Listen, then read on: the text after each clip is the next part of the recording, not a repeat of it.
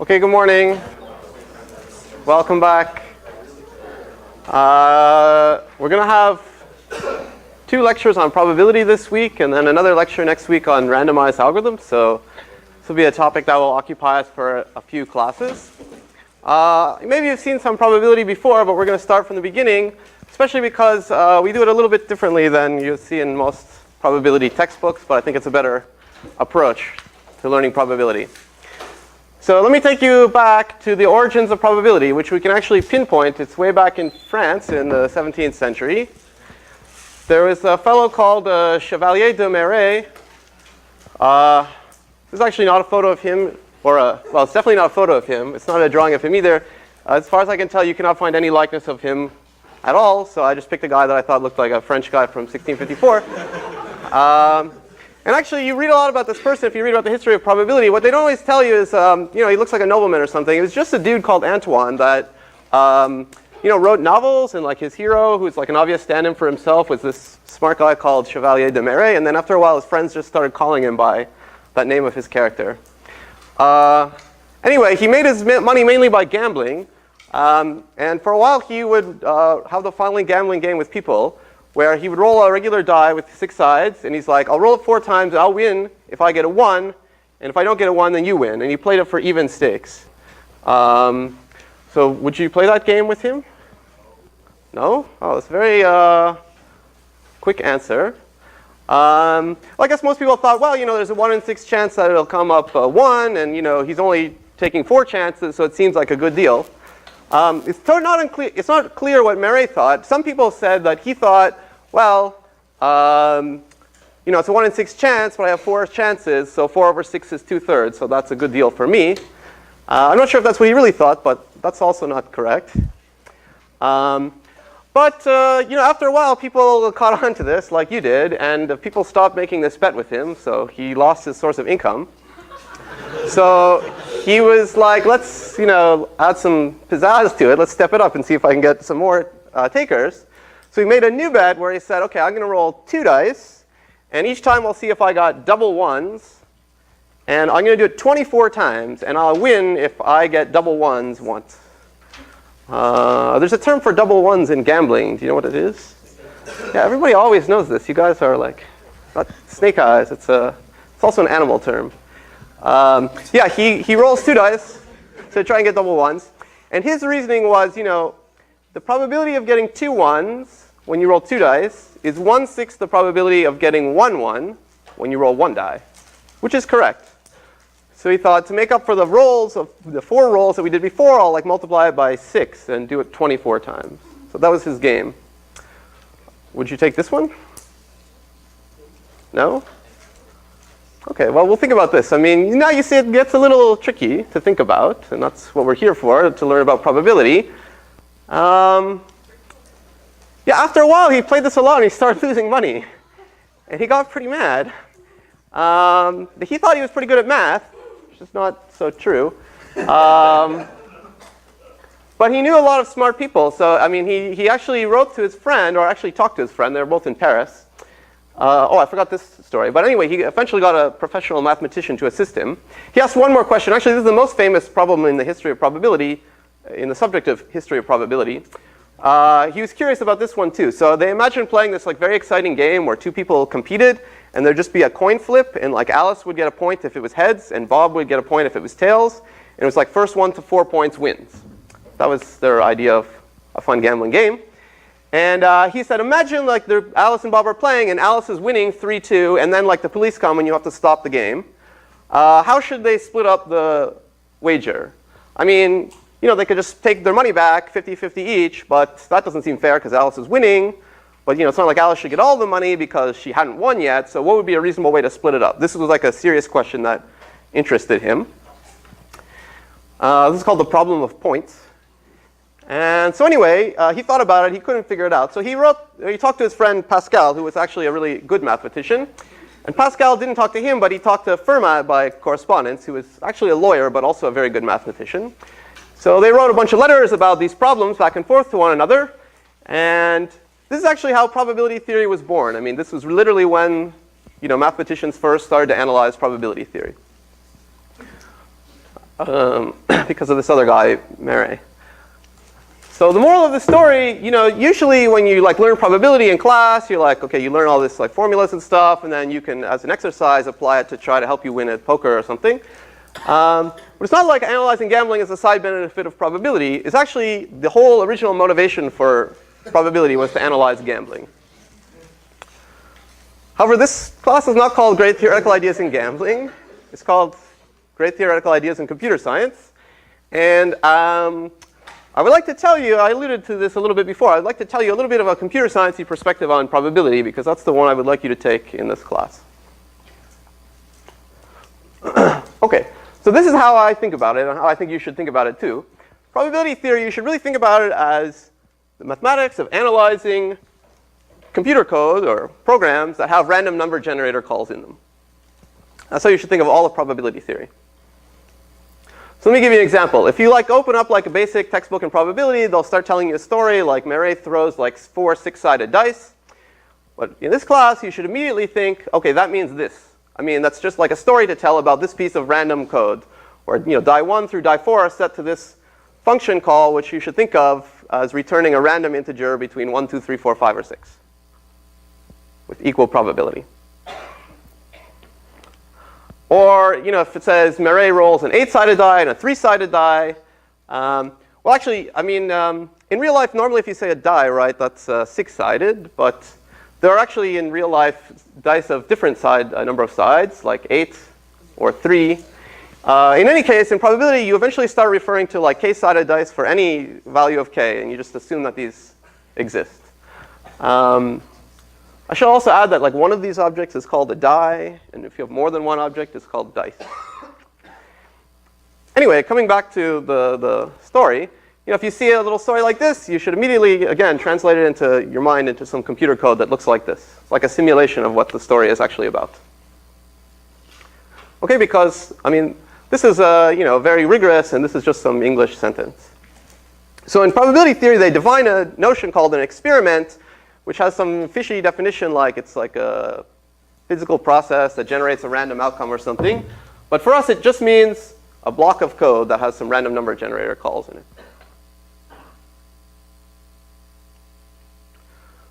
Again, if you see something that looks like this, a patient has a 10% chance of having some disease, and then the probability problem would go on from there. Again, just you can say, all right, let's pick a random number between 1 and 10. If it's 1, we'll say they have the disease. Otherwise, they don't have the disease.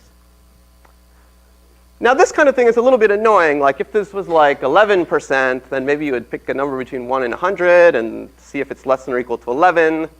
That's a little bit weird. So far, I've only talked about this kind of random number generator that generates a number between 1 and some k. But I'm going to tell you another one that's called a Bernoulli random number. Looks like it's another French person. Actually, he was Swiss, though. And Bernoulli, you should think of this as a random number generator that takes in one input p, which is a number between 0 and 1. And it returns 1 with probability p and 0 with probability 1 minus p. Okay, so this is a funny name, but you're going to have to get used to it. Bernoulli is this random number generator that returns 0 or 1 with a specified probability.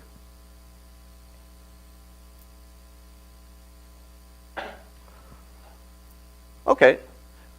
And one more thing I'll say on this subject. Let's say you have a sentence like this. Anton flips 2 fair coins. We can use this Bernoulli generator to flip these coins. We can process the parameter half, so it returns 1 with probability of half and 0 with probability of half. That's like flipping a coin. And we're going to sort of stop paying attention to the difference between heads and tails and 0 and 1. It's kind of the same thing. It's just a convention. So I might say flip a coin and have in my mind that it should be 0 or 1. You could add a little statement like this if you want. Like if it comes up 0, call that heads. If it comes up 1, call that tails. But we'll sort of stop worrying about this detail. OK, so just to summarize, whenever we're doing probability in this class, if we start with a problem that's not about code, then you should translate it into a problem that's about code.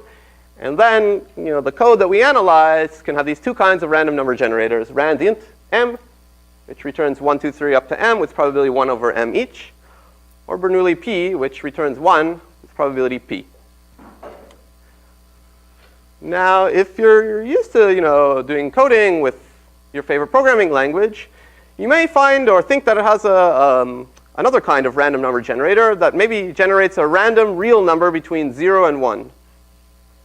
And this is not allowed in this course. First of all, actually, in real life, it cannot actually do this, right? Because real numbers have infinitely many digits, and they cannot be stored on a computer. So it's obviously not quite doing a random real number between 0 and 1. But also, just doing the analysis when you have such random number generators is surprisingly tricky. So, I mean, it's just not allowed. We will not talk about it in this class. OK, so these are the two random number generators that we will talk about. Any questions so far?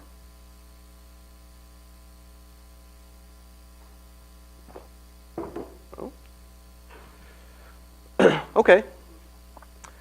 All right, so let's talk about how you can analyze such random code, such experiments.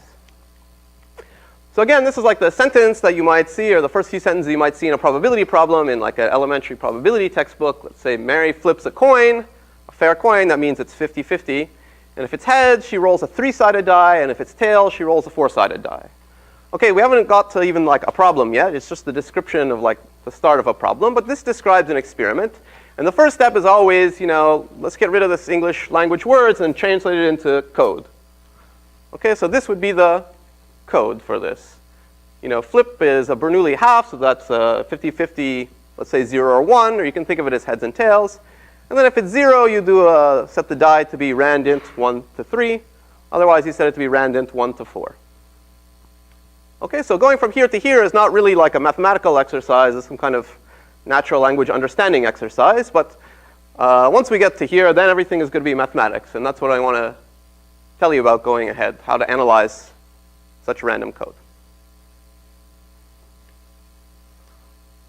OK, so the next step I want you to do, if you're ever doing very elementary probability problem, is to draw what I'm going to call a probability tree, which is not like a standard concept, but it's what I would like you to do in 251 if you have such problems. So what does that mean? So I hope you can still read this little bit of code that we're going to analyze. So in a probability tree, I'll illustrate it with an example. But you have a sort of branching in the tree for each line which calls a random number generator. So I'll try to illustrate it by an example. If you trace through this code, the first thing that happens is it calls this Bernoulli half. OK? So you can put that at the top of your probability tree. And you have a branch for each outcome that it might return, heads or tails. OK? And then you have to keep going through the tree, and you have to keep tracing through what happens in the code depending on what the return value of the previous calls were. OK, so you see, like, if the coin comes up heads, then the next thing you do is this randint 3. OK, so you put that here. And at that point, it has 3 possible return values, 1, 2, or 3. So you draw those in as well. And then for each of these return values, 1, 2, or 3, if you finish tracing through the code, like, it ends. So that's the end. And similarly, if it came up tails, the coin flip, then you do this line, you do a randint 4. It has 4 possible return values, so you put a branch for each of those. And then if you finish tracing through the code, it's done. So this is sort of the end of drawing the tree part of the probability tree. You can stop me if you have any question. Now, the next thing you should do, if you're really carefully analyzing this code, is you label each of the leaves of the tree, of which there are 7 here, with what's called the outcome. And I'll say it more carefully later, but the outcome of a leaf is just a list of all the return values along that path. So it's a list of all the random number generator outputs along that path. So here it's heads 1, here it's heads 2, heads 3, tails 1, tails 2, tails 3, tails 4. OK, and these 7 objects are called the outcomes of the experiment. You can think of it as like possible outcomes. And the last thing you should do is label each of these outcomes with its probability. And I'm just going to say its probability is defined to be like the probability associated with, you multiply all the probabilities associated with the path down to that leaf. OK, so for example, if we look at this heads 1 outcome, it's this path. This heads had probability a half, and this one had probability a third. So it's a half times a third, which is a sixth. OK, and these actually all have a sixth. They're all a half times a third. And what does this outcome have probability? That was not really a really good English sentence. What is the probability of this outcome? 1/8, yeah. Because it's half for this and a quarter for this. Okay, so now you have sort of at this point drawn the whole probability tree and annotated it fully. Okay, so you have all the outcomes written down and all their probabilities. And we'll see that, well, you can kind of see that these will always be non-negative numbers that add up to 1. Because it's sort of like each time you do a random number generator, it's like kind of breaking up like the space into fractions, Imagine like you do this coin flip and then the universe splits into like 2 universes, one where it became heads and one where it became tails. So at this point, like half of the universes have heads, half of them have tails. And then you get 3 more universes here, and like a sixth of all the universes here have heads 1, and so forth. Okay. So let me recap some of the definitions that we saw there. So an outcome, that's like a technical term. It means a leaf in the probability tree. That's exactly what it means. Or in other words, it's like a sequence of values that might occur when you do all the random number generator calls in one trace through some code. The sample space, this is another probability term. It's just a set. It's the set of all outcomes. So in the previous example, it was this set, which has 7 items in it, the 7 outcomes, heads 1 through tails 4. And these probabilities, each outcome was associated to a non-negative probability, and these probabilities always add up to 1. Okay.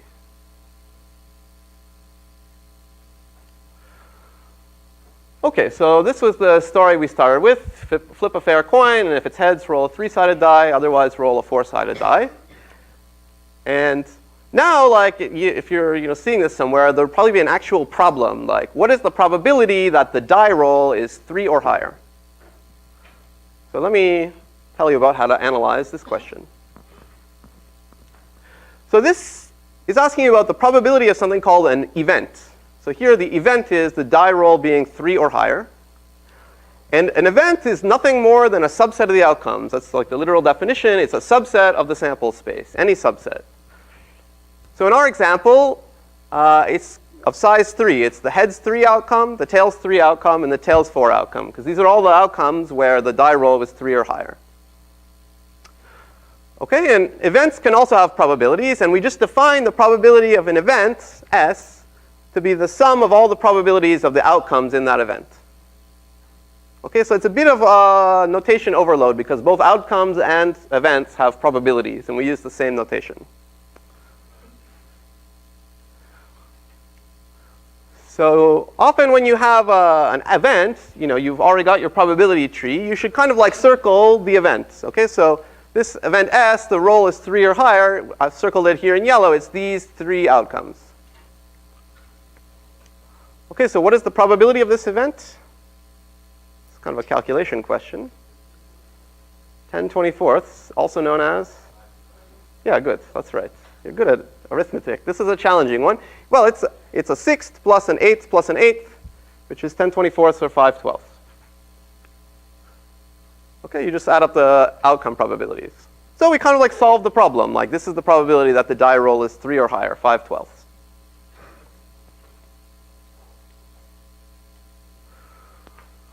Okay, good. So now that we know how to solve some basic probability problems, actually we'll go back and look at Marais' 3 problems and see what we can say about them. This one's actually the easiest one. Remember, the first one is, like you're doing coin flips. Alice gets a point for heads. Bob gets a point for tails. Alice is winning 3-2, and then they stop the game. How should they divide up the stake? Okay, so the first question here is actually what's fair, and Pascal and Fermat talked about this, and this is not like a mathematical statement or a probability statement. This is like a sociological or philosophical statement. They decided that what the fair thing to do would be is take the stake and multiply it by the probability that Alice would win, and that's the money she should take, and Bob should take the remaining money, which is the probability that Bob would win times 100 francs. Okay, so they just decided that that was the fair thing to do. Seems pretty reasonable.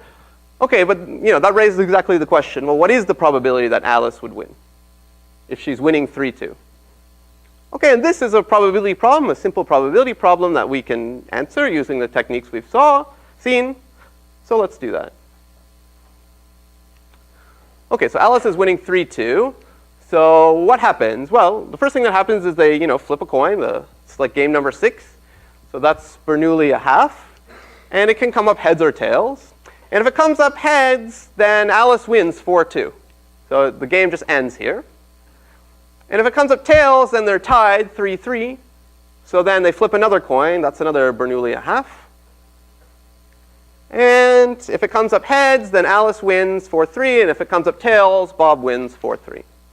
So this is this is the start of the probability tree for this probabilistic experiment. Okay, so now the next step is we label the leaves by the outcomes. So here the outcome is heads. Here it's tails, heads. Here it's tails, tails. Notice they don't have the same length or anything. That's fine.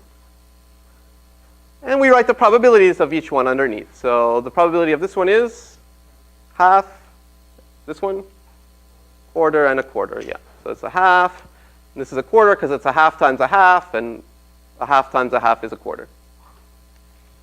Okay, and now we have this event that we're interested in, the event that Alice wins, and that was these two outcomes, heads and tails, heads. So finally, the probability that Alice wins, the probability of this event is the sum of these two outcome probabilities. Half plus a quarter is 3/4.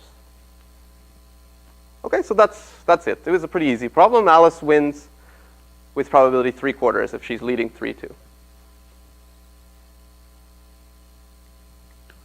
Okay.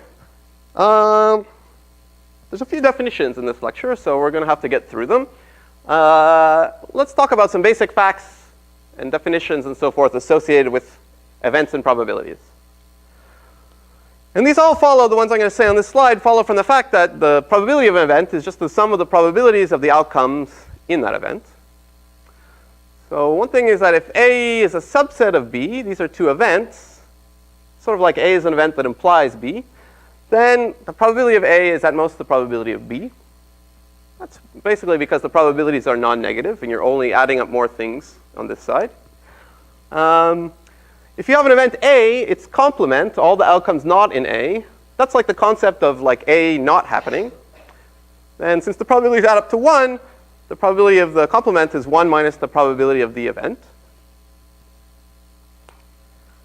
We also sometimes talk about the event that A or B occurs, which in the set theory terminology is A union B, right? It's all the outcomes where either A occurred or B occurred or both. And this is the most common tricky issue in the beginning probability.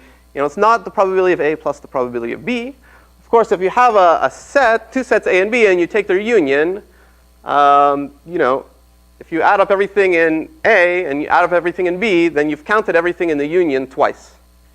So you need to subtract all the probabilities inside the intersection. Okay, so probability of A or B is probability of A plus probability of B minus probability of A and B. Okay, and it's a fallacy to think that it's just the sum of the probabilities, so please do not make this mistake. However, what you can say, and this is a surprisingly useful fact, is that the probability of A or B is less than or equal to the probability of A plus the probability of B. Because, well, it's exactly equal to this, and here we've just not taken away something. So that can only make the quantity go up.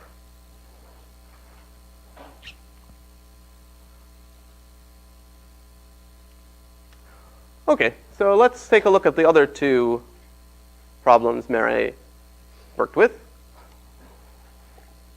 The similar one was this one. His game was he'll roll a die 4 times, and he wins if he gets a 1. So you could draw out the probability tree, but it's a little annoying because how many outcomes will there be?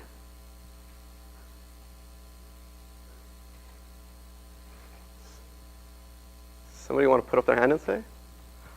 Yes? Yeah, 6 to the 4, which is pretty large. I guess with enough determination you could draw it, but we won't draw it, but we'll imagine what it looks like. Okay, so it's going to be a tree where all the paths have length 4 and all the nodes inside have branching factor 6. And a typical outcome will look like 4, 6, 1, 2. And actually this is an outcome where Meret wins because he did get a 1. Let's imagine he does all 4 rolls even if he's already won on the 3rd roll. And all the outcomes here will have probability 1/6 to the power of 4, right? Because it's 1/6 on all the 4 branches. Okay, so there's 6 to the 4 outcomes. They all have probability 1/6 to the 4. Now, let's let W be the event that he wins, that he gets at least 1, 1. And we would like to compute the probability of W. And it's actually a little bit tricky. So here's like a little trick that I'll tell you. If you're struggling with computing the probability of something, sometimes it's useful to try to compute the probability of not that thing, probability of the complement of that thing. And then if you can do that, well, you just have to subtract from 1 to get the answer you're really looking for. So let's try to do this. Let's try to compute the probability that he loses. And what is this as a set?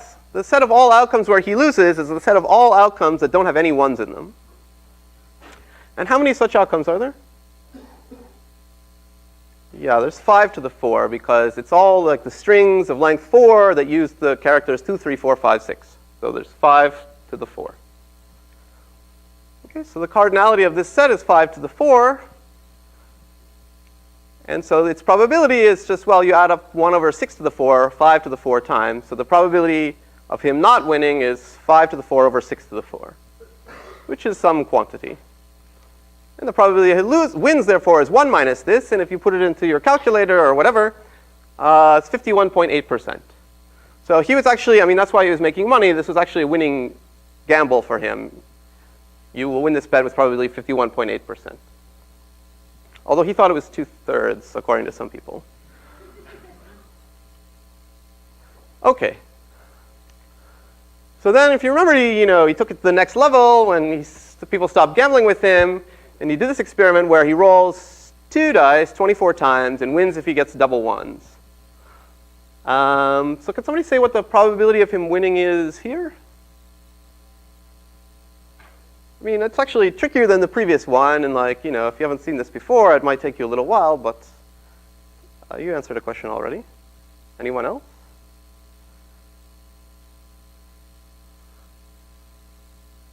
Well, you can imagine each time he rolls 2 dice, there are 36 outcomes, right? 1, 1, 1, 2, 1, 3, all the way up to 6, 6. And 35 of those are bad for him, right? When he doesn't get double 1s. So the probability that in all 24 times he gets not double 1s is 35 over 36 to the 24th. So this is the probability he loses, 35 over 36 to the 24. And so the probability he wins is 1 minus that. And this is 49.1%. So this is why he was not making money with this gamble. I think he even loses if he does 25. I'm not sure, though. Maybe somebody can check that.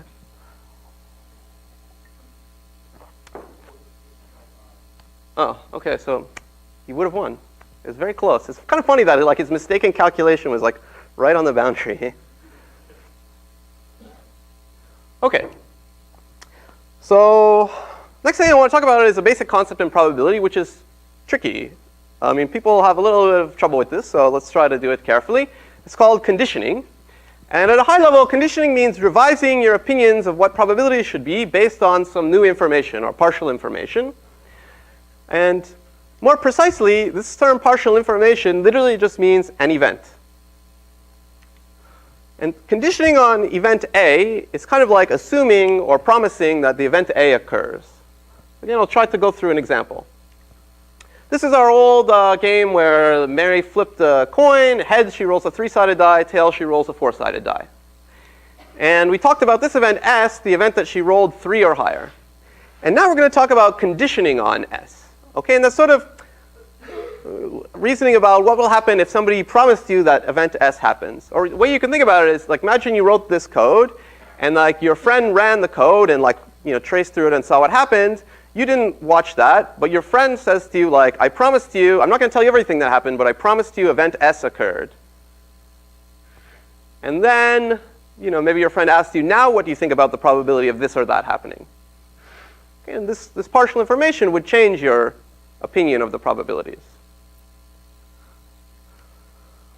So let's look at this notation. This has got a probability of an outcome, bar, that means conditioned on, an event S. So the way to pronounce this is the probability of outcome H1 conditioned on event S. It's like your friend ran the code, you didn't watch it, your friend said, I promise you event S occurred. And now it's like they're asking you, what do you think is like the probability that heads and 1 was the outcome? So what would you say? Yeah, 0, right? I mean, if the die roll was higher than 3, I mean, you're promised that, then definitely it wasn't heads and 1. So this conditional probability is 0. So I'm going to go through this like an example. I'll give you the definition later, but here I'm trying to kind of get you to guess what the definition should be. Okay? If you don't like it, then you can just wait for the actual definition. But yeah, I'm going to write here sort of like the revised probabilities of all the outcomes given that event S occurred. Okay, so how about the next one? The probability of heads 2 given that S occurred. You can say it out loud. Yes, 0, thank you. It's 0. Okay, now it gets interesting. So what do you think is the conditional probability of heads 3 given that S occurred? Well, somebody said 1/3. That's a reasonable suggestion. Any other suggestions? What's that? 7/24. That's a more sophisticated sounding suggestion. Could be. Any other suggestions? Yes? 4/10. All right, we have 3. This is good. We have 3 choices: 1/3, 4/10, or 7/24. So, well, let me talk you through what I think the answer should be. Well, I mean, it's here actually we're making a definition, so it can kind of be whatever you want. But I'll make a suggestion. So the idea here is like, imagine like, you did this experiment and like it split up the universe into all these different worlds where these different outcomes occurred. Or maybe you can imagine you did the experiment like 1 billion times and like 1/6 of the time you got this path, 1/6 of the time you got this path, 1/8 of the time you got this path, and so forth. But now your friend tells you that you're in one of these worlds where it came up one of these events. And these kind of constitute 1/8 plus 1/8 plus 1/6 of all the worlds, which I don't know what that is, but, well, it's something. And now we're considering, like, given that you know that you're in one of these sort of worlds, how many of them or what fraction of the time were you in this specific one? So the right definition turns out to be 1/6 divided by, I guess this 5/12 is 1/6 plus 1/8 plus 1/8. Okay, so you look at all the sort of fractional possibility of being in this set and take from that the fraction that came from this outcome. So the right definition turns out to be 1/6 over 5/12, which is 2/5. I think we got that from one person. So it turns out the right definition is that the conditional probability of this outcome is 2/5. Okay, so it's the outcomes probability divided by the events probability. So now we can compute the rest of them. This outcome has conditional probability 0, 0, and what should this one be? You don't have to do the arithmetic, you can just tell me. Yeah, I guess it's going to be 3/10. It's going to be like 1/8 divided by the sum of these 3 numbers, 1/8 over 5/12, which is 3/10. Okay, and this one's also 3/10. And notice a good thing happened here. Maybe I should have written this one as 4/10. 2/5 is the same as 4/10. You see, now it's good because these conditional probabilities are also non-negative numbers that add up to 1. 4/10, 3/10, and 3/10 add up to 1. Okay, so it's like a new opinion on the probabilities of all the outcomes, given that S occurred, and it's really like a set of probabilities just like you had before. So now you could ask some further question like, suppose I condition on the set S, let A be the event that tails was flipped. What is the probability of A conditioned on S? That's what this A bar S means. What's the probability of A conditioned on S? In other words, like your friend ran the code, and then they say, I'm not going to tell you what happened, but I'll tell you that event S definitely occurred. The roll was 3 or higher. Now, if you actually look at the trace and say, what's the chance I'm going to see that tails was flipped? What will that be? Well, you just do the exact same process we talked about before. You add up all of the conditional probabilities for the outcomes in that event. There are 4 outcomes in that event still. This one, this one, this one, and this one. And they add up to 0 plus 0 plus 3/10 plus 3/10, which is 3/5. Okay, so this is like a little problem that we solved. Given that she got at least a 3, what was the chance that it was because she flipped tails? It's 3/5. That's not something that you could sort of easily guess by looking at the experiment, but on the other hand, if you like do this simulation yourself, you'll find empirically that this is the solution.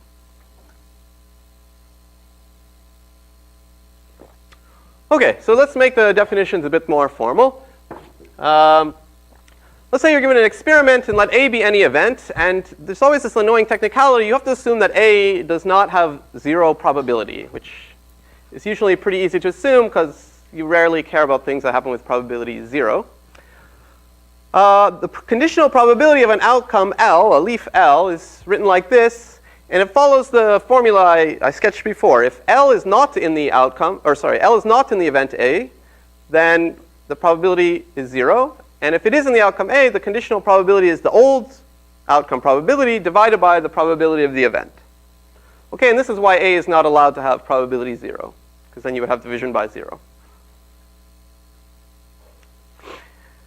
Okay, so if we take this definition, then we can actually compute or get a formula for the probability of an event, B, conditioned on another event, A.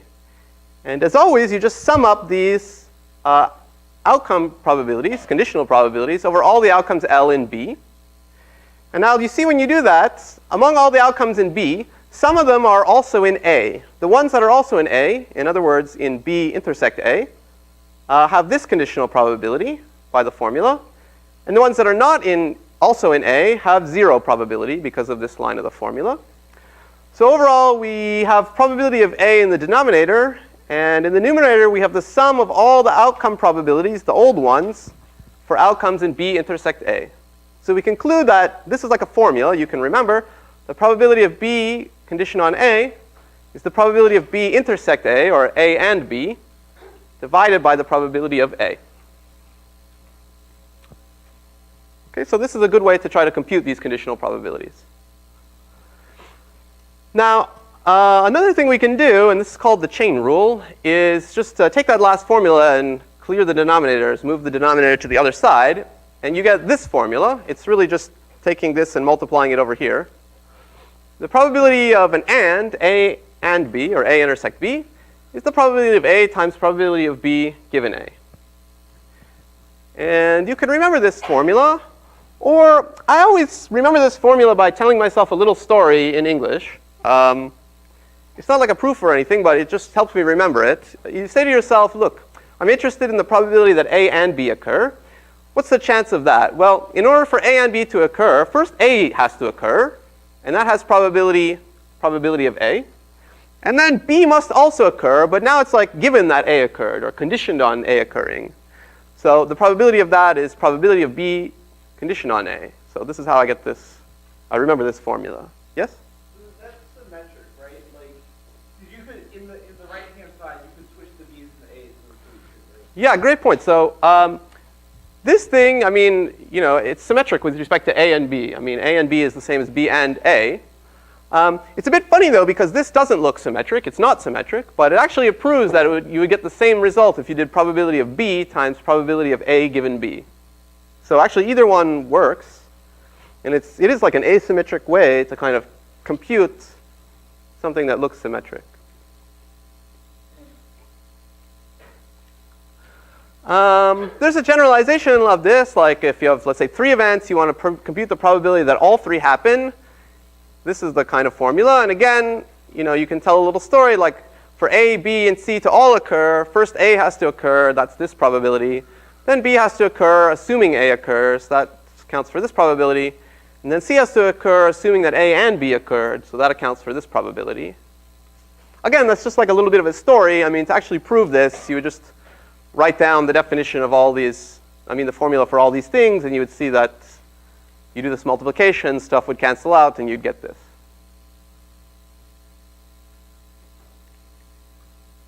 Okay, any questions about this? We're going to use this to solve a problem at the end of the lecture.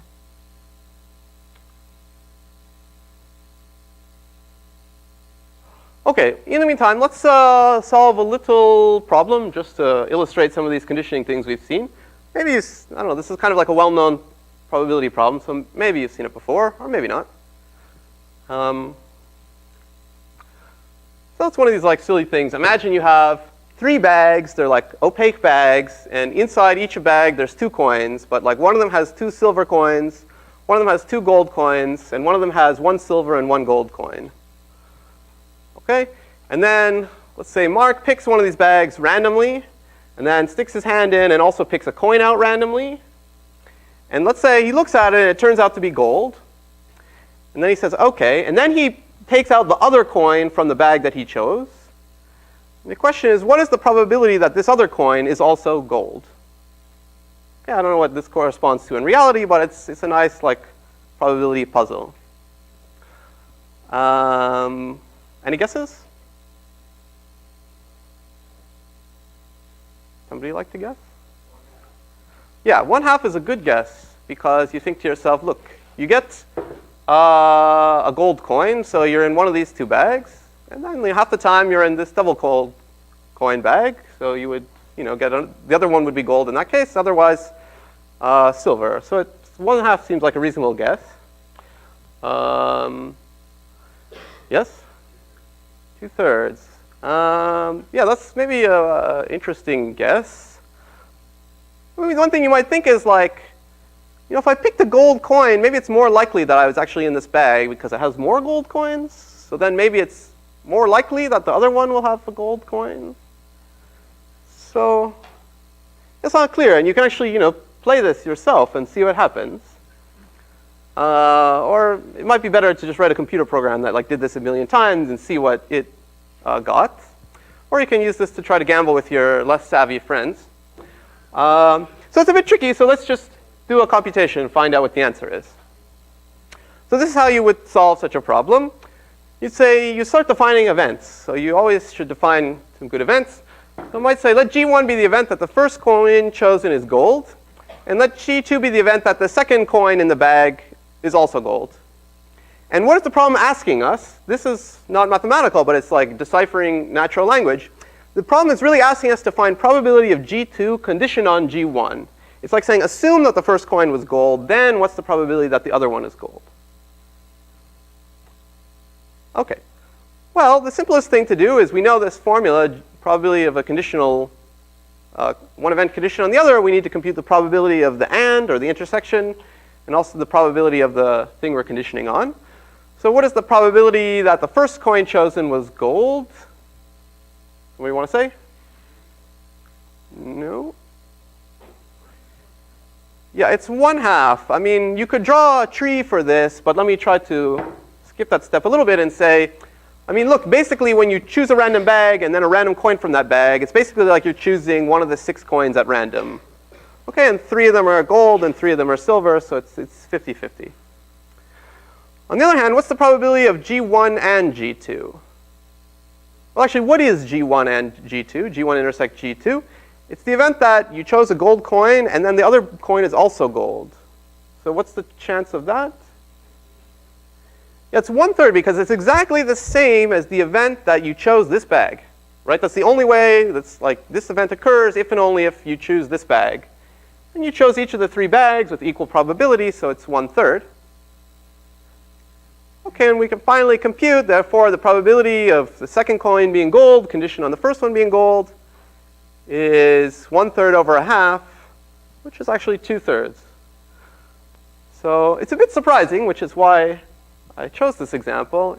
It really is somehow the case that like the fact that the first coin is gold gives you like somehow a higher conditional probability that you're coming from this bag rather than from this bag. So I guess it's something you have to get used to, or I encourage you to like literally try it out and you'll see that it's true.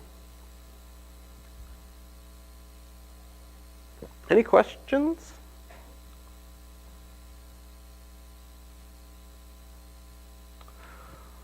Okay, so now we saw previously there how to actually kind of compute something, and there's a few more tricks that you should learn to try to compute probabilities, and one of them goes by the wordy name of law of total probability.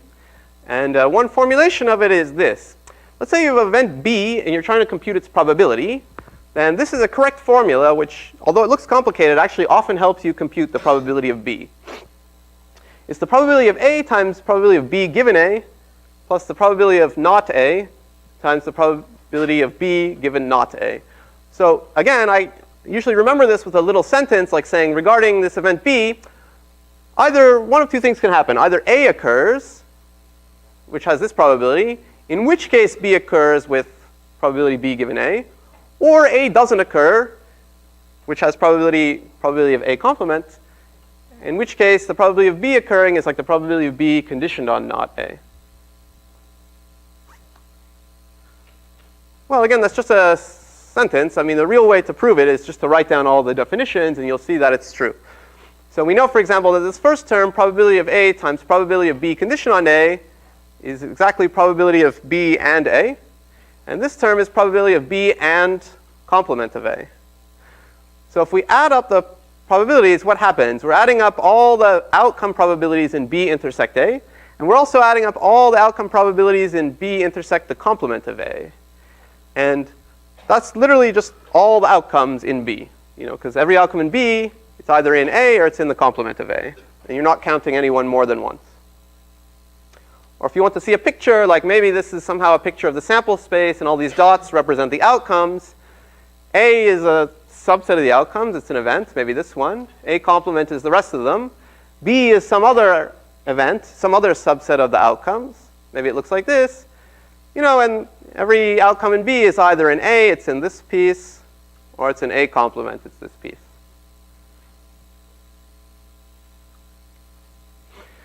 There's a more general version, which says the following. So let A1 through AN be a partition of the sample space. And that's a set theory term. It means these sets exactly cover up the sample space. So each outcome is in exactly one of the sets. Then for any event B, you can say, well, the probability of B is either A1 occurs with this probability, in which case B has conditional probability this, or A2 occurs, so it's probability of A2 times probability of B given A2, etc. Okay, and the proof is more or less the same.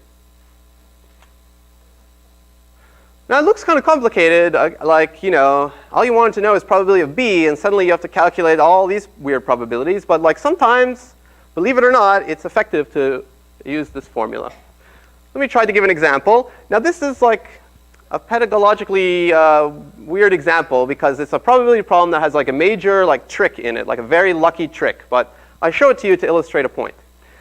So let's say I roll 101 regular 6-sided dice, and I ask, what's the probability that they all add up to a number that's divisible by 6? So it's very hard. I mean, you cannot draw the probability tree for this. It would have depth like 101 and 6 to the 101 outcomes. But there's a big trick. Here's the trick I'll just tell you. The trick is to somehow condition on the sum of the first 100 dice rolls. So there's 101 overall. Condition on the sum you have after rolling 100 of them, when there's only one left. This is a trick you have to think of or see before. So how am I going to do that more properly? I'm going to say let A sub k be the event that the first 100 dice sum up to k. So actually, this is like an awesome step. I'm a very powerful person. I just defined 501 events, all in one sentence. There you go. So, right, because the 100 dice, I mean, if they're all ones, they would add up to 100. If they're all sixes, they would add up to 600. Anything in between is also possible. So let's literally invent an event for each one of them. Yeah?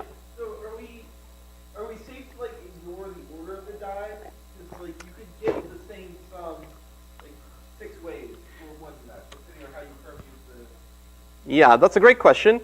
And I went a bit fast over that, but it's a very confusing question. So yeah, let me take it up. I mean, so really, when I say I roll 101 regular dice, the first thing you should eventually get in your mind is like a block of code that literally says, you can even imagine it has 101 lines. It says die 1 equals rand int 6, die 2 equals rand int 6, die 3 equals rand int 6. I mean, if you're a little bit more sophisticated, you could have like a loop and an array or something. But let's say you just have 101 lines in your code. And maybe the last line of your code is a non-random line that says sum equals die1 plus die2 plus die3 plus dot dot dot plus die101. So then really, I mean, it's very helpful for the analysis too, because then each die has its own identity, and you roll them in a specific order, and like that's the best way to think about things.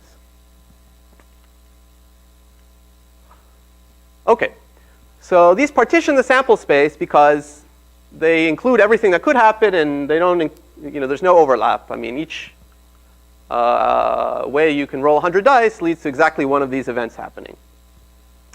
And let B be the event that we care about, that all of the dice, all 101 of them, add up to 6. So imagine like you ran the first 100 lines of that code, and you take stock for a second, and then you're going to run that last line where you roll that last die.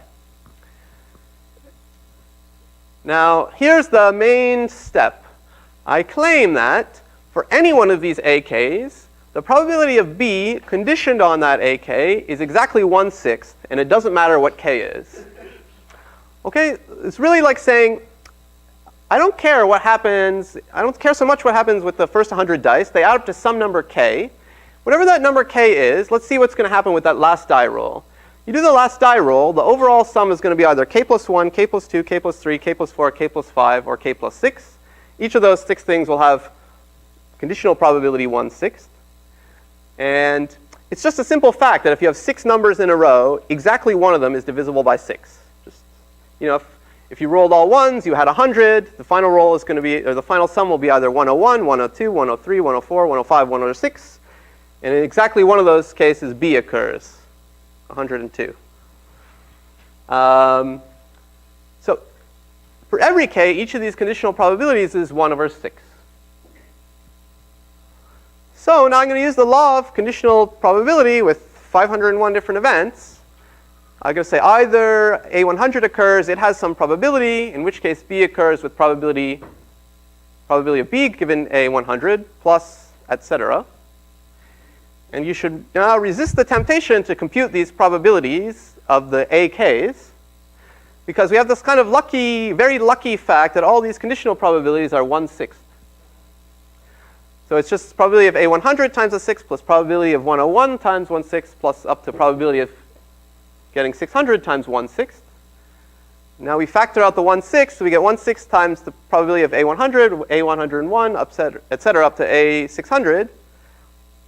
And these probabilities, we don't know what they are, but they add up to 1, right? Because every outcome is counted exactly once here. You're going to get exactly one of these numbers. So this adds up to 1, and the final answer is 1/6.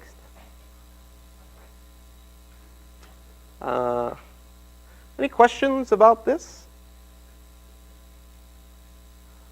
So it's kind of to illustrate a use of this formula. As I said, this is kind of like an amazingly lucky trick that the problem is just set up so that this trick exactly works. And it's not such a great trick in general. For example, suppose I ask you, I roll 101 regular dice. What is the probability that their sum is divisible by 5? Does anybody have a guess?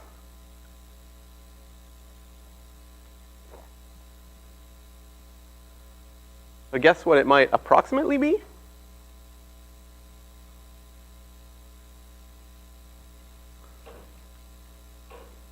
No guesses?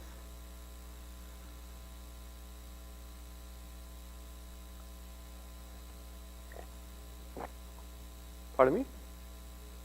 1/30. It's a bit higher than that. I mean, the sum, well, I'll tell you. Yeah, you have a guess? About 1/5. That's correct. It's about 1/5. But it's unlike the previous case, it's not exactly 1/5. I figured this out. This is the answer. And it's actually not so easy to compute that. I mean, it's not like I wrote down the probability tree. It's not even that I figured out how many different outcomes are there where the sum is divisible by 5. It's a little tricky. I don't know if you can see that, but it's 0.200001, which is indeed about 1/5, but it's a little bit bigger. And you need a much trickier trick to solve this one. I solved this one using linear algebra, although there's other methods. But we'll talk about that in a later lecture. OK. I have to tell you about one more probability concept, which is also a little tricky. It's called independence. Okay, here's the official definition of independence, which you'll see if you open up a math textbook. I do not like this definition so much, but this is the definition. A and B are independent if probability of A and B is the product probability of A, probability of B. Now, the reason I don't like it is this is like in your mind the real definition of independence. The real definition is basically A and B are independent if probability of A given B is the same as probability of A.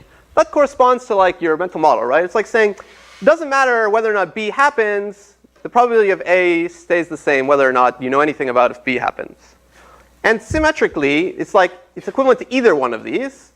Like the probability of B given A is the same as the probability of B.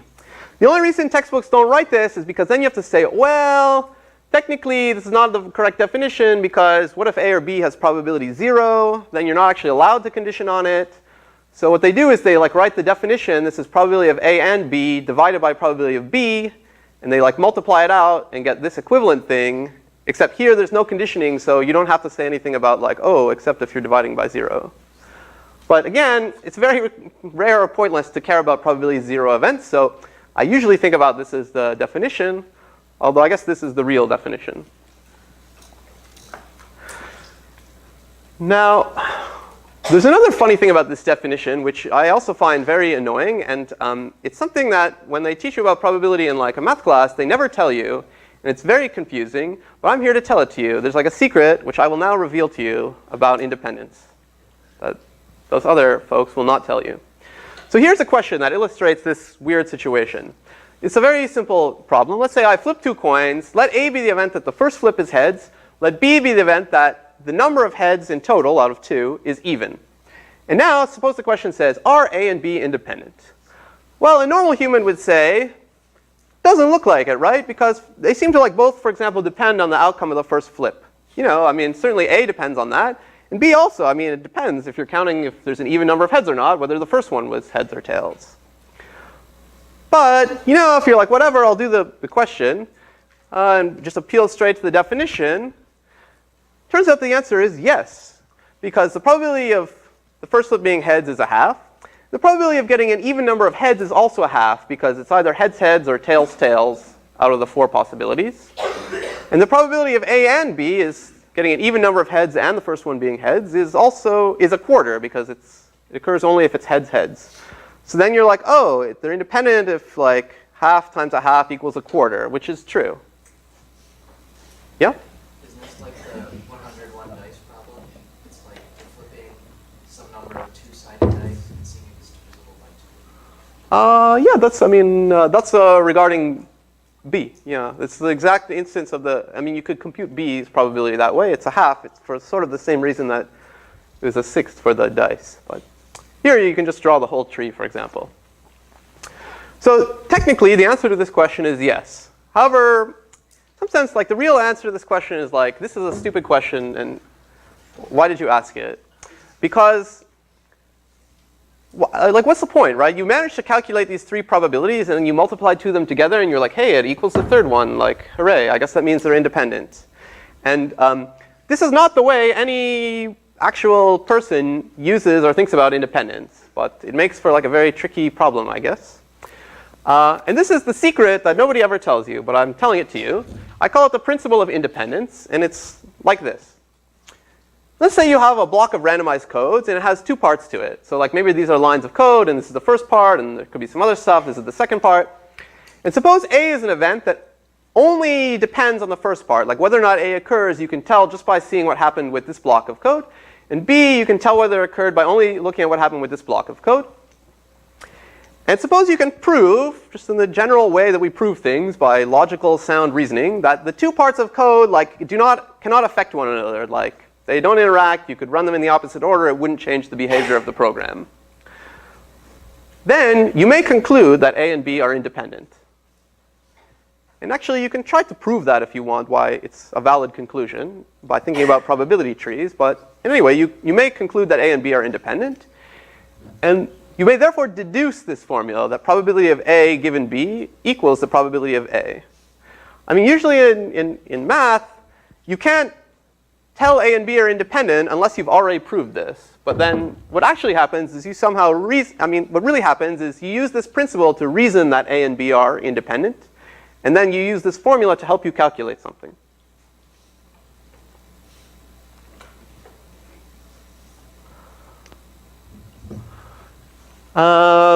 Okay, I have to tell you one last thing about independence. I told you about independence of two events. Now I'm going to talk about independence of multiple events. Yeah? Yes, sir. I have a question about a coin. Yeah. So what if the coin is weighted? That is, you have 0.6 probability getting heads and a 0.4 for getting tails. Yeah. Then are they still independent? No, I think they're only independent if the coin comes up heads with probability half or maybe 1 or 0. So that's another, it's like a weird fluke that these two numbers multiplied to this third number. Yeah, so somehow it's like a technicality that they're independent, which in general, if they were weighted coins, they wouldn't be. Okay, quickly, independence of multiple events. You see that, illustrate the definition when there's 5 of them. You'll see the general case. So if I have 5 events, I'll say that they're independent if, well, this is the first thing you might guess. The probability of all of them happening is the product of the probabilities. That would be the natural generalization based on what we saw for 2 events. But it's not just this. You need this. You also need this. Like probability of the first 4 happening is the product of the probabilities of the first 4. And you also need that the probability that number 1, number 3, and number 5 all happen is the product of the probabilities of these 3 events. And in general, you need it for every subset. So it's a very hard condition seemingly to check. For every subset S of 1, 2, 3, 4, 5, you need to say that they're independent, that the probability of the AND of just the A's corresponding to that set is equal to the product of the associated probabilities. Yeah, so it's a very hard definition to check. But again, there's a similar secret principle of independence that holds for multiple events. It's the same thing you'd imagine. If you have 5 blocks of code and the ith block is all that you need to know in order to determine if AI occurs, and if you can prove that these blocks of code cannot affect each other at all, then you may deduce that A1 through A5 are independent. And then you can use this formula to help you compute things. And in fact, it's not only that you can use this formula, it's a fact, which I won't prove. It's actually slightly annoying. But not only are these things true if they're independent, but anything that looks like this that you would expect to be true based on the phrase they're independent is true. So if I ask you, if you know that they're independent, and I say, what's the probability of A1 conditioned on the fact that either A2 or A3 occurred and either A5 or not A4 occurred, right? You would mentally say to yourself, well, look, if A1 through A5 are all independent, all this baloney about A2 through A5 shouldn't affect the probability, A1's probability. And that's correct. So I mean, if they're independent, then it's a consequence that stuff like this holds. Yeah? These independence definitions, they're if and only ifs, right? Yeah, yeah. When you see a definition, it's really, even though it says if, it kind of means if and only if. Yeah. Okay. So, for the last 15 minutes, I want to tell you about a very well-known probability problem called the birthday problem. Again, you might have seen it before, but it could be a little bit new. There's 2 famous probability problems, the birthday problem and this Monty Hall problem. The Monty Hall problem I hate, and I'm not going to bring it up because the main tricky aspect is the stage of going from the English language description to the code. And that's the part we don't care about. That's not math, right? That's philosophy and natural language interpretation. Once you get to the code, it's as easy as that silver and gold thing. So yeah. So the birthday problem is what we'll talk about. Okay, here's the birthday problem question. Let's imagine you have m students in a room, and let's assume m is at most 365. What's the probability they all have different birthdays? Now this also is just an English language question, and there's some issues in translating it into a proper mathematical question. For example, we're going to ignore the existence of February 29th, and we're going to assume that all the birthdays are equally likely, which is slightly not true in real life, and assume that there's no twins in the class, etc. So really, long story short, I mean this. When I say this is what I mean. You do this randomized code for I equals 1 to 5. The ith student's birthday is set to be a random number between 1 and 365. Okay, and then we want to know what's the probability that everybody's birthday is different. I have like the greatest anecdote in the world about the time I was teaching 359 probability in computing and like the birthday problem in February 29th. It literally takes 5 minutes to tell, and we don't have those 5 minutes, so I will save it for another day. Yeah, okay. Okay, so let's try to solve this problem. What is the probability that everybody gets a different birthday? Okay.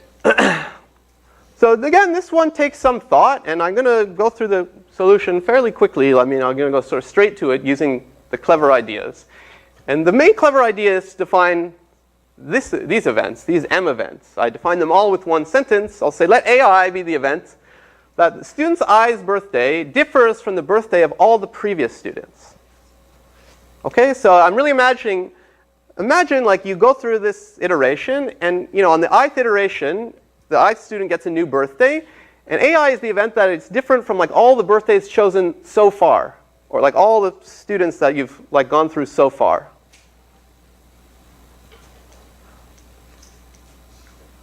Okay, so this is going to be key for analyzing the problem. And let D be the event that we really care about, the event that everybody's birthday is different. So here's an important question. How can you describe D, set theoretically, in terms of these events AI that I defined?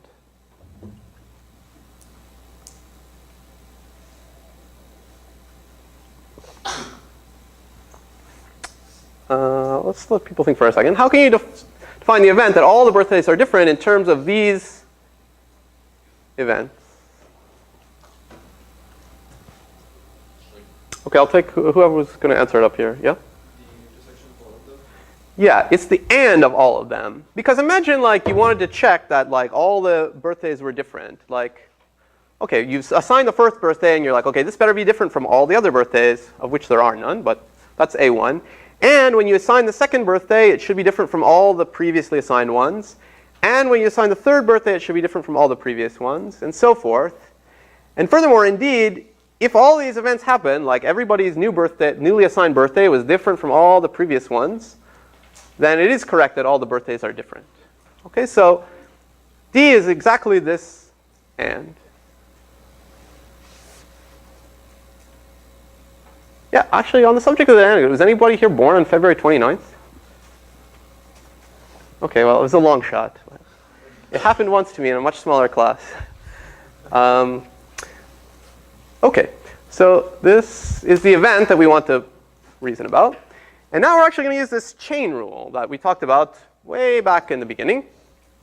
We care about the probability of A1 and A2 and A3, etc.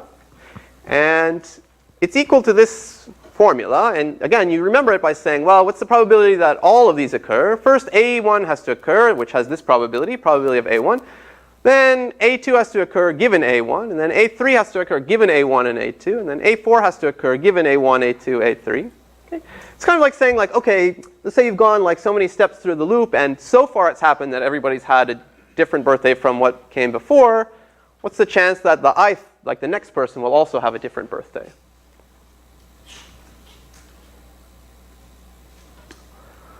Okay, so what is in general, I mean, we have to calculate all these terms. What is the probability of AI conditioned on all the previous A's happening?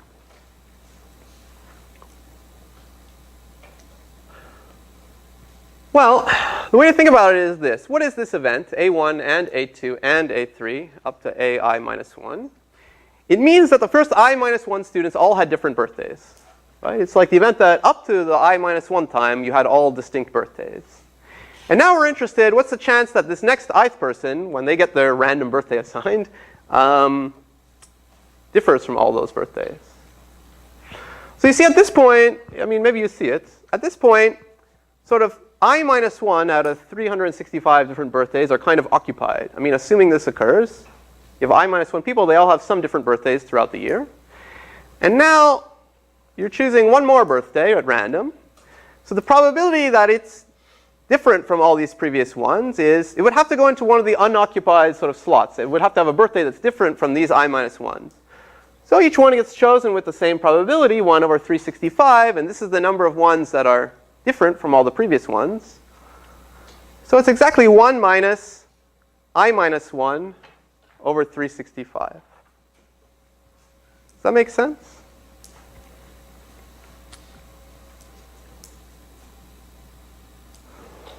Okay, so if you plug that into this formula, well, also you have to figure out probability of A1. What is that? Yes, the probability that the first person's birthday is different from every previous person's birthday. Well, that's always the case.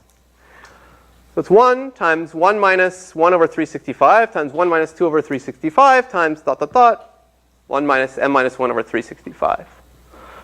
So far we've computed the probability that everybody has a different birthday is this number, which, if m is like 50 or something, this is some number. And actually that's it. That's the final answer. Looks like a bad punchline, actually. But that's it. I mean, if m is any number, you can just, have your computer calculate this number, and that's the probability. Okay, well, why is this interesting? Well, this is the probability that all the students have different birthdays. Let me just look at the complement event, which is, let me just graph this. It's hard to see this graph, but this is an m on this horizontal axis. And this is the probability. Actually, it's like the log plot of the probability. So this is like 0, this is 10 to the minus 20, 10 to the minus 40, 10 to the minus 60. And you see that even for pretty small numbers, like the probability that they're all different is like getting into like the 10 to the minus 20 range, which is unimaginably small. It's like never going to happen, basically. And this is a bit counterintuitive. Like if you see, if there's, I don't know, what's a good spot here? If there's like 150 people, the probability that they all have different birthdays is like 10 to the minus 18 or something. Okay, and you might think that's a little bit surprising. Or to put it another way, let's just look at the complement. Let's say you have m students, you want to know what's the probability that their birthdays are not all different, that there's at least 2 people with the same birthday. Well, it's just 1 minus this. And again, I'll plot this. Maybe this is a little easier to think about. This is again m on this axis, and this is the probability that 2 students have the same birthday. And it goes up pretty fast. You see already, even once it's like 60 or so, I mean, you look at the plot, it's basically 1. It's like saying once you have 60 people in a class, almost surely 2 people have the same birthday. And that's a little bit weird. Like if you didn't know anything about probability, if you were like Mireille, you might think, I don't know, maybe you would need like 180 students or like 365 students before there's a reasonable chance that 2 had the same birthday. But no, it's like 60. And in fact, let's say you want to make it like a fair bet, or you like want to know when's the break-even point for when it's 50-50, you do this little calculation. It's very close to 23. So again, as soon as you have 23 students in a room, the chance that 2 of them have the same birthday is about 50-50. And that's why the birthday problem is sometimes called the birthday paradox. I mean, it's a calculation. It's just the fact that this 23 seems surprisingly small. Any questions? Yeah. Have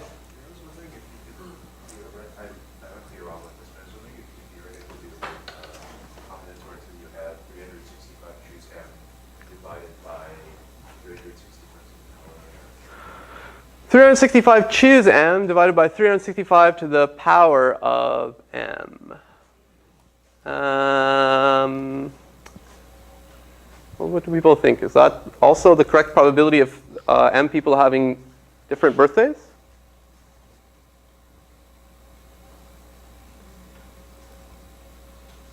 Yeah, it is. That's right. I mean, you imagine a probability tree that would have, all the outcomes would have probability like 365 to the power of m, 1 over that. And there would be 365 choose m different branches, I think, unless I'm... Isn't there a factor of n factorial? It's whatever you said times n factorial, because you actually take the permutation of 365. Ah, yeah, that's right. You would want 365, that's right, because you care about the order of the students in this code. Yeah. Well, thank you. Yeah. And then if you write that out, 365 choose m and convert to factorials and multiply by m factorials, you'll get like this descending 365 times 364 times 363 in the denominator. This is like a different way to do the calculation. We'll have 365 times 365 times 365, and you'll get this sequence of factors like 1 minus I minus 1 over 365 that we saw. Okay, now whenever you have this birthday problem, it's very traditional to actually test it out. However, there are many more people than 23 in this classroom. And so it's pointless to test it out because, like, I guarantee two people will have the same birthday. I mean, how do you actually normally do it in practice, right? You go through all the students one by one, and you have them say their birthday out loud. And then everybody's listening. And if you hear your own birthday, you like put up your hand and say, we have the same birthday. But like, I'm not going to do that because it's guaranteed. I mean, it's guaranteed to work. In fact, I don't know how many people we have, but I think it's almost enough that there's a pretty good chance it'll happen even after the first person. Like, I'll ask this person to say her birthday, and like already somebody will say, that's my birthday. And if it doesn't happen there, like I'm sure by the time we finish the first row, we would get a match. In fact, I don't really have to ask her birthday because she's just going to say, you know, some random day between 100 and 365, and I'm predicting that there's a decent chance that somebody will already have that as their birthday. So it doesn't really have to be her birthday. It could just be any day at all, and I would kind of think there's a reasonable chance that somebody would have that already as their birthday. So for example, that day could also be today. So is it anybody's birthday today? Put up your hand. For real? All right, very good. I brought you a cupcake. What's your name? Charles. Charles. All right, happy birthday. There could have been more than one. So is anybody's birthday tomorrow? That would be terrible because that's like the day of the midterm. Wait, is it really? Somebody's birthday tomorrow? No? Nothing. All right. Anybody's birthday yesterday? No? All right, well, the last cupcake is for me then. Happy birthday, Charles. Let me say one more thing. We still have like 1 minute. What if there are n possible birthdays? You do the same calculation. The probability that two people will share a birthday is the same thing, but n instead of 365. And you may now ask yourself, for what value of m is this about a half? And it's an annoying question. You need a little bit of calculus maybe. I'll just tell you. It's about square root n. And that's sort of another aspect of the birthday paradox that's a bit surprising. If you're picking if you're picking about square root n random numbers between 1 and n, there's a 50-50 chance or so that two of them will be the same.